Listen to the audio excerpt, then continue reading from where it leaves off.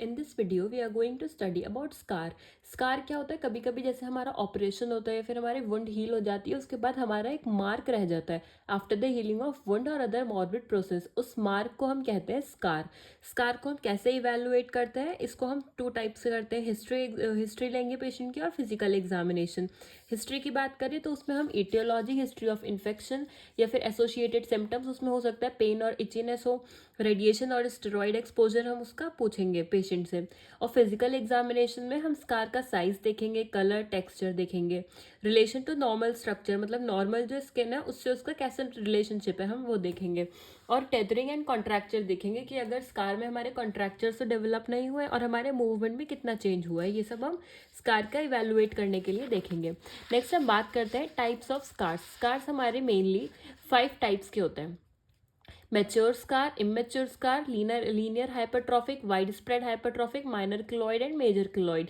ये 6 टाइप के हमारे स्कार्स होते हैं। तो इन सबको हम ब्रीफली डिस्क्राइब करते हैं। सबसे पहले अगर हम मैच्योर स्कार की बात करें तो ये हमारा लाइट कलर्ड फ्लैट स्कार होता है, बिल्कुल, उसे हम कहते हैं मैच्योर स्कार।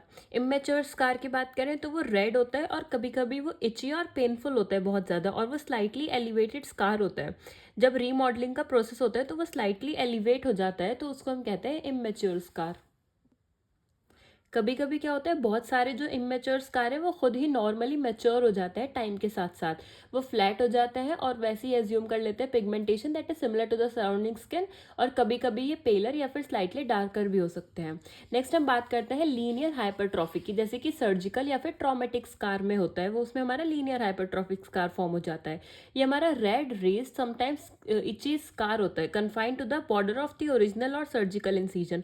जितना भी हमारा इंसीजन होता है या फिर ओरिजिनल जो हमारा वुंड हील हुआ होता है उसके बॉर्डर से कन्फाइंड होता है ये स्कार। ये यूजुअली हमारा कुछ सर्जरी के कुछ वीक्स के बाद अपीयर होता है, और ये हमारा साइज के साथ साथ इंक्रीज भी कर सकता है रैपिडली। ये 3 to 6 मंथ तक इंक्रीज करता है और फिर एक स्टैटिक फेज आता है। इसके बाद ये स्मॉल होना शुरू हो जाता है, बिगिंस टू रीग्रेस।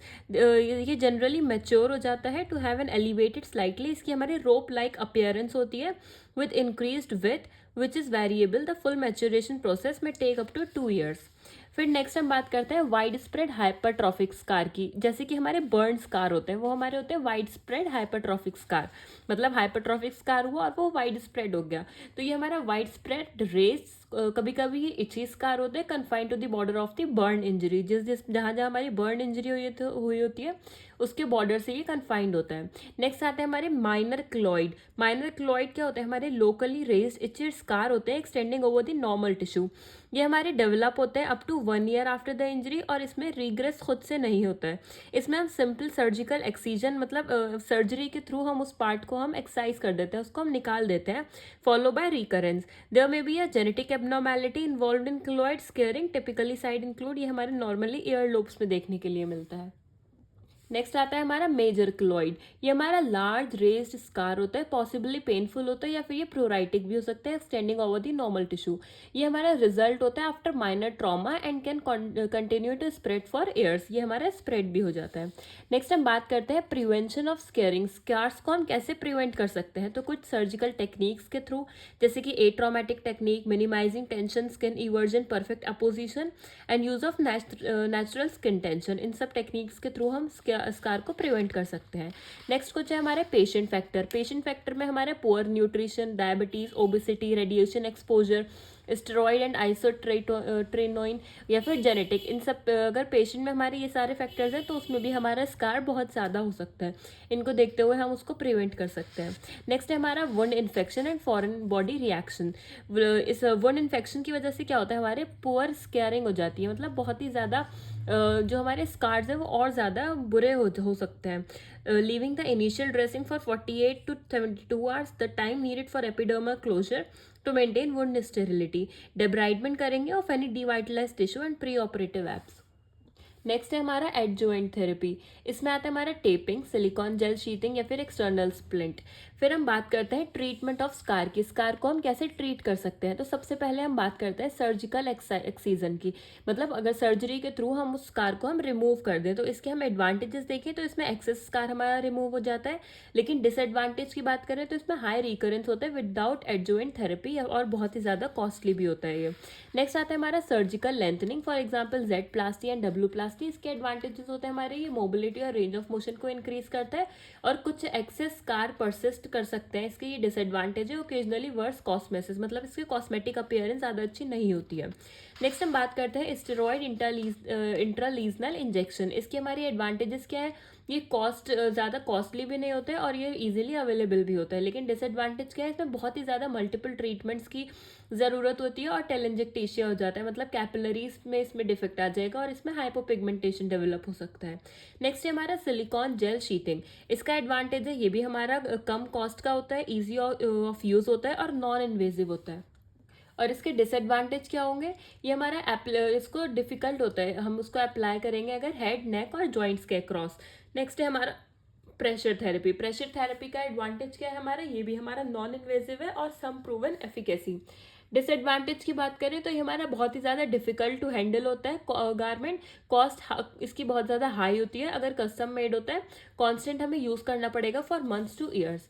नेक्स्ट हम बात करते हैं रेडिएशन आफ्टर सर्जरी। इसकी हमारी एडवांटेजेस है कि इसमें बहुत ही ज़्यादा अच्छे रिजल्ट देखने के लिए मिलेंगे, लेकिन डिसएडवांटेज है कि इसमें कैंसर होने के चांसेस ज़्यादा होते हैं और ये बहुत ही ज़्यादा कॉस्ट इफेक्टिव होता है। नेक्स्ट है हमारा लेज़र थेरेपी। इसमें क्या है हमारा एडवांटेज? ये हमारा बेस्ट है for decreasing red colour, carbon dioxide, pulse orb gamma AG laser have some reported efficacy. ये सारे लेजर्स के इसमें नाम लिखे हुए हैं, अगर हम ये सब यूज़ करेंगे तो उससे ज़्यादा हमें एडवांटेज मिलेगा कि हमारा स्कार हमारा कम हो सकता है। लेकिन इसके डिसएडवांटेज क्या होते हैं? ये भी बहुत ज़्यादा कॉस्टली होता है, इसमें मल्टीपल ट्रीटमेंट्स की रिक्वायरमेंट होती है और एमर्जिंग टेक्नोलॉजी। नेक्स्ट है हमारी क्रायोथेरेपी। क्रायोथेरेपी में हमारा सम प्रूवन एफिकेसी इन क्लॉइड रिडक्शन। किसी के अगर क्लॉइड फॉर्मेशन हुआ है तो उसमें हमारी क्रायोथेरेपी बहुत ही ज़्यादा एडवांटेज हमें देती है। और डिसएडवांटेज है इसकी, हमारा हाइपोपिगमेंटेशन कॉज कर सकती है, पेन और स्किन एट्रोफी कर सकती है। नेक्स्ट है हमारा माइक्रोपोरस टेप। इसकी एडवांटेज है हमारा, ये भी ईज होता है और लो कॉस्ट होता है। डिसएडवांटेज है इसमें कोई भी बेनिफिट ऐसा कोई ज़्यादा प्रूव नहीं है एक्सेप्ट अनकंट्रोलेबल रिपोर्ट्स। नेक्स्ट है हमारे कुछ पॉपुलर ट्रीटमेंट हम यूज़ करते हैं, जैसे कि विटामिन ए, अनियन एक्सट्रैक्ट और अदर प्लांट क्रीम्स हम जो भी यूज़ करते हैं। इसकी एडवांटेज होती है लो ईज होती है और लो कॉस्ट होती है, लेकिन डिसएडवांटेज है इसकी कि इसका कोई भी प्रूवन बेनिफिट नहीं होता है। नेक्स्ट अगर हम क्लॉइड और हाइपरट्रॉफिक स्कार की डिफ्रेंसिएशन की बात करें तो इसका जेनेटिक प्रेडिस्पोजिशन प्रेजेंट होता है। साइट ऑफ अपीयरेंस, क्लॉइड हमारा chest wall, upper arm, lower neck और ईयर में ज़्यादा देखने के लिए मिलेगा, और हाइपरट्रॉफिक स्कार हमारा कहीं पर भी देखने के लिए मिल सकता है। कॉमनली हमारे फ्लेक्सार सर्फेसिस पे होता है। इसकी ग्रोथ की बात करें, इसकी ग्रोथ कंटिन्यूअस होती है without time limit, extend to normal skin, और इसकी ग्रोथ हमारी लिमिट होती है to 6 month, limited to scar tissue only. Treatment की बात करें तो इसका पुअर रिस्पॉन्स होता है, इसका हमारा गुड रिस्पॉन्स होता है टू स्टेरॉइड। रिकरेंस की बात करें तो ये बहुत ही ज़्यादा हाई रिकरेंस है और हाइपरट्रॉफिक स्कार में अनकॉमन है। कोलेजन सिंथेसिस की बात करें तो इसमें 20 times more than normal skin collagen synthesise होता है, और इसमें 3 to 6 time more than normal skin. Age की बात करें तो ये हमारा बहुत ज़्यादा एडोलसेंस और मिड एज पीपल देखने के लिए मिलेगा, और ये हमारा चिल्ड्रंस में देखने के लिए मिलेगा। अगर सेक्स की बात करें तो ये फीमेल्स में ज़्यादा कॉमन होता है और ये हमारा दोनों में इक्वल होता है। रेसिस की बात करें तो ये ब्लैक पीपल में ज़्यादा होगा और इसमें कोई भी रेशियल रिलेशन नहीं होता है। अगर फीचर की बात करें तो ये हमारा वस्कुलर होगा, टेंडर और इचीनेस होगी, इसमें ज़्यादा वस्कुलर भी नहीं होगा, नॉन टेंडर होगा और नो इचिंग होगी।